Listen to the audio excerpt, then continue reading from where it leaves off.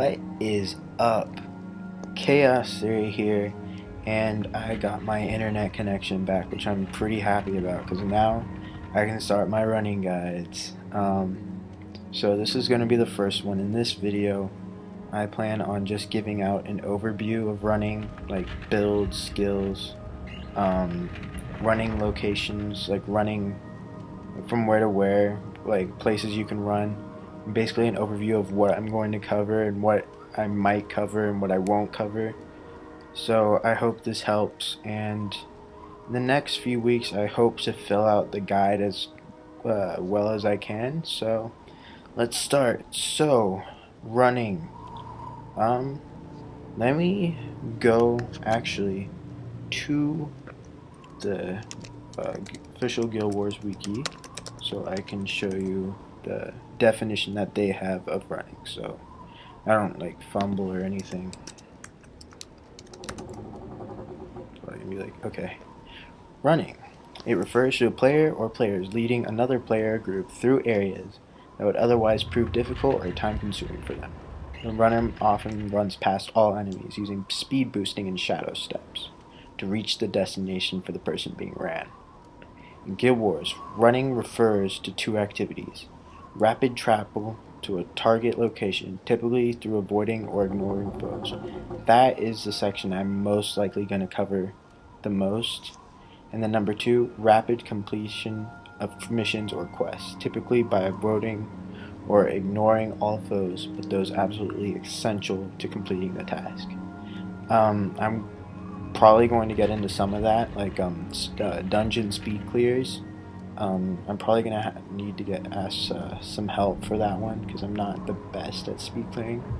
But my friend Demonic Sin X said that he would help, so I think we'll be good.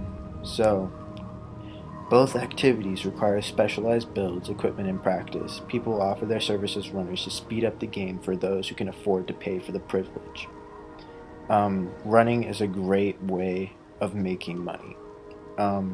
So I know these guides are a little late, but it's actually on time because a lot of people are coming back to Guild Wars so that they can get all their Hall of Monuments items for Guild Wars 2.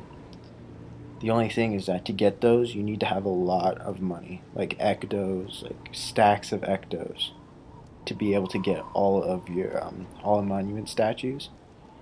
This will help you do it. So I'm going to make a comprehensive running guide of pretty much all of these, and I'll show you exactly what the run routes and everything are later in this video. So to start out, we need to go to the builds. So if you want to get builds, just go to gwpvx.com. This is the PVX wiki. It has tons of builds. So running builds right here, PvE builds, running builds. I'd go for the meta builds. These are the ones that most people use. The most popular ones that I'm going to use are I'm going to cover Warrior, Dervish, and Assassin here. The runner that I'm going to use is an Assassin. So for Warriors, you want to use the Shadow Warrior Drox runner. So it's very simple. Use I am the strongest, so you have constant shout on you, and use Soldier Speed for your IMS, or instant movement speed. Shadow form for spell breaking, which is crucial. Don't trip, and I am unstoppable for knockdown prevention. Then these for shadow steps. So that's Warrior. You have the Dervish, which is considered the best build right now because the synergy between Pisces and Zealous Renewal allows you to have, and Dwarven Stability. Sorry for putting that one out, but the synergy between these three skills allows you to have a permanent 50% IMS, which is the fastest build ever. It also uses Shadow Form and Shadow Steps. All builds must use Shadow Steps or else it won't be able to go as fast as it can.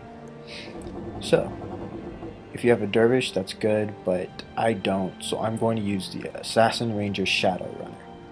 This one uses Dash and Natural Stride and Dwarven Stability for IMS, uses Shadow Form, as all the other builds have, for spell breaking, I Am Unstoppable for knockdown prevention, and Heart of Shadow and Just Charge for Shadow Steps.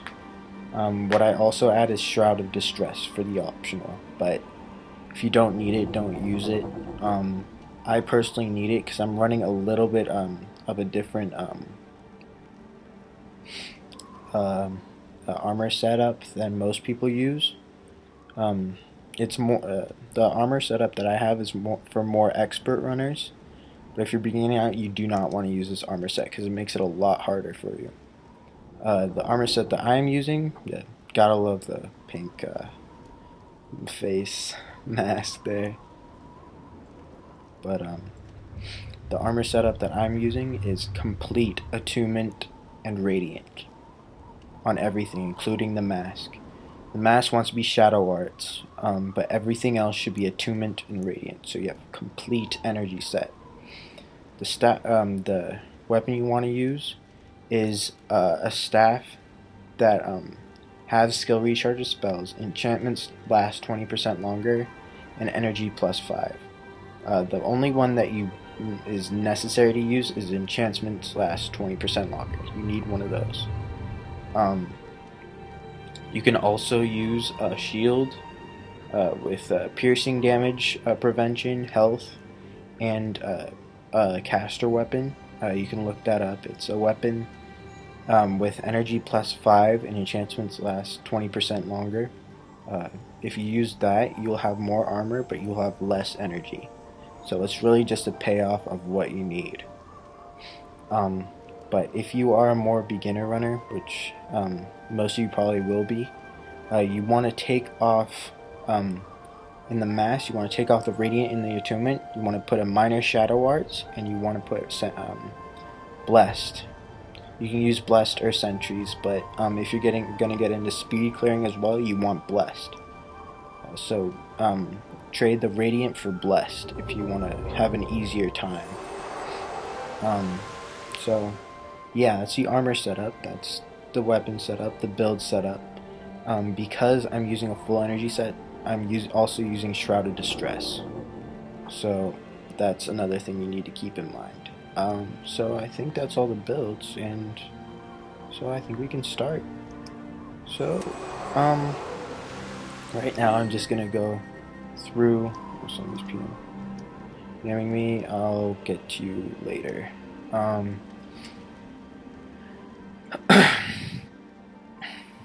The runs that are most popular right now is Ascalon City, through the Breach, to Yak's Bend, through here to Icetooth Cage, to Beacon's Perch.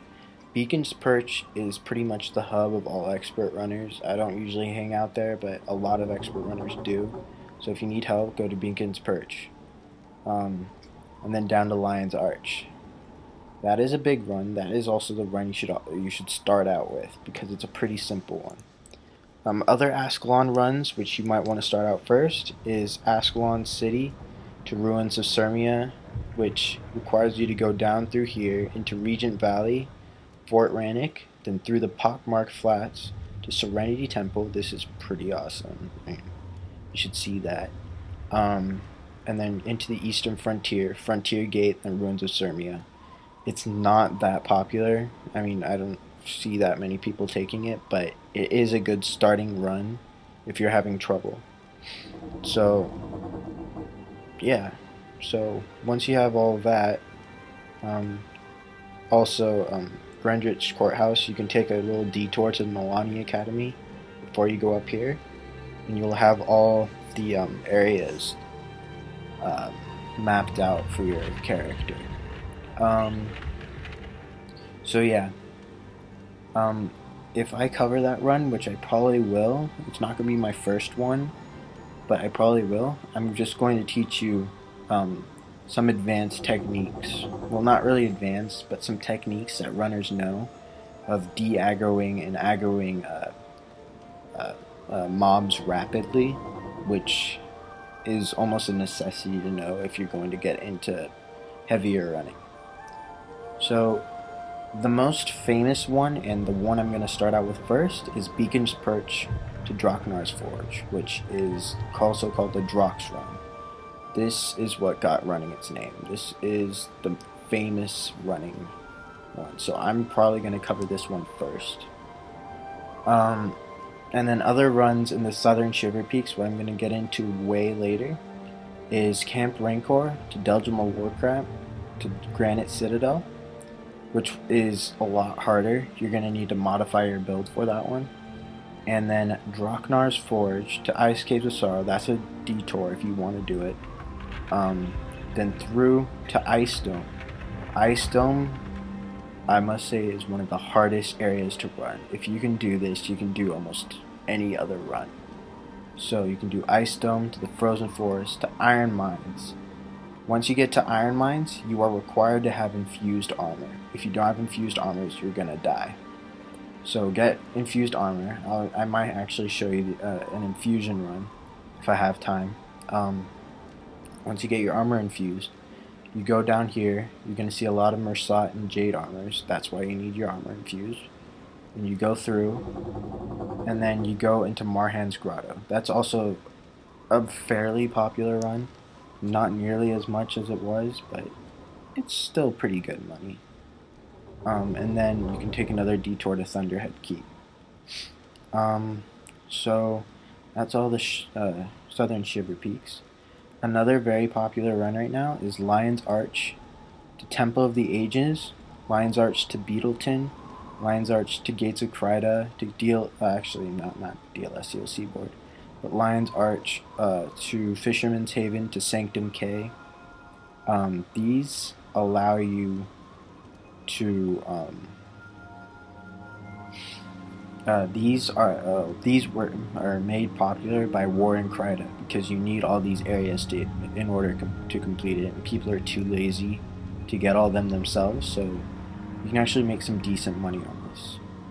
Another one, which is a lot longer but still has some popularity because of Zin's task, is Lion's Arch, Bergen Hot Springs, Cursed Lands, Temple of the Ages, the Tallmark Wilderness, through Majesty's Rest, through Rotwing, which is pretty famous if you've been playing since 2005, through Majesty's Rest, to Druid's Overlook, through Mamnoon Lagoon, to Coral Falls, down to Ventari's Refuge, and then a run from there to this area in the falls. That is where you need to be for Zin's task. That's fairly popular as well. You can also take a detour through Drytop to the Henge of Denravi, which is a town that some people might want. I don't know if I'm going to cover all that, but we'll see. And then the last one is the Desert Tour. The Desert Tour, I probably will cover a lot of it. It requires you to go through the Amnoon Oasis to Augury Rock. From there to Destiny's Gorge to Thirsty River, back to Augury Rock, then down to Dunes of Despair, back to Augury Rock, and through to Ilona Reach to Augury Rock. And if you're going to do a full desert tour, you also want to include Hero's Audience, which is on your way to Dunes of Despair, and Seeker's Passage, which you'll have to take a different route to get to Seeker's Passage, but a lot of people want it because they want the most out of their money. I mean, it's seeable. So yeah, that's all you can do in the Prophecies area. Another area is Eye of the North. Eye of the North, there's only 2 runs that are supremely popular.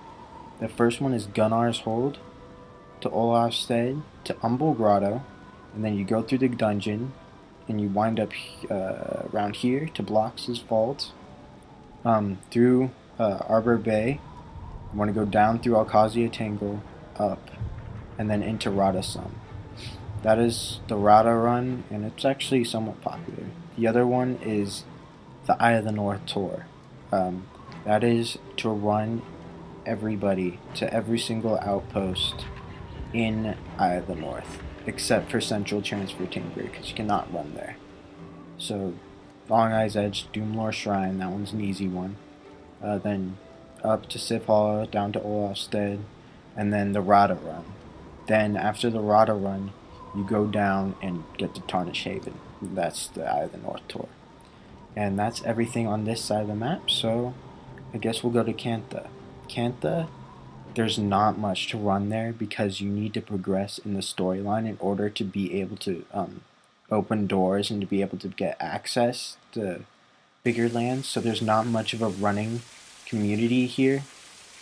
But there are still some places you can run. The Kurzik areas, so like Hausu Helzer, the Aspenwood Gate, St. Angekas, Lugardi's Bar. If you can run all that, that's pretty good. These are actually really hard runs though. You're gonna need a modified build. And then here, Cavalon by Passer Reach, Eridon Terrace, down to Giala Hatchery, and then from Giala Hatchery, Leviathan Pits, Furious Mine, Seafarer's Rest, and then on Lake Cave Waters. This part is very hard because there is a monster in there, I forget its name. It can strip Shadow Form from you, even though you have it up. But there is ways to get around that, which I probably will get into later. Yeah, so that's all for Cantha. Then Elona, there's only one run that is big in Elona. From instance running, and I can't even do this one, so I might actually need to talk to Demonic Sin X again on this one, because he's the one who is trying to teach me, but it's not really working out. It's a run from Sunspear Sanctuary up to Turai's Procession, through the Gate of Desolation, and then the Sulphurous Waste, to go through the Sulphurous Waste. That's the hard part. It's a very hard run because you need to know exactly, you need to do it perfectly or else you die. And then you get to Remains of Salaja, and through there you get to the Bone Palace, then the Basalt Grotto, and from there, Basalt Grotto you go through. I don't exactly know the rest of the run because I've never actually gotten this far. But your ending area is the Kodash Bazaar. Sorry for the lack of information there. Alright, so that is it for instance running. And then speed clears. I might get into this, I might not. If I do, I'm going to need help from Demonic Sin X. So, let's see.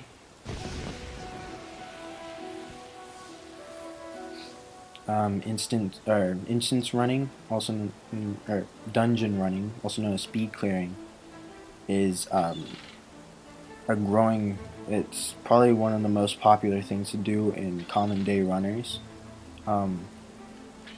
It's where you run dungeons, of course. The most famous one is Shards of War Speed Clear, or SOOSC. I've done that one. I know the route. But Demonic Sin X knows it much better. Another one is Cathandrax Speed Clear, Ola's Ola Speed Clear, Ola's Lab. Let's see, what else? That's all I can think of right now, but I know there's a lot of speed clears. So yeah, that's an overview of pretty much everything that you can do. And most of this I will cover in the video, so stay tuned. We'll see how this works out. Yeah, so I hope you enjoyed this video. I hope it helped with some information. So I'm probably gonna do the Draknar's Forge run probably soon, probably tomorrow maybe. We'll see. So have a nice day, and I hope all your dreams come true.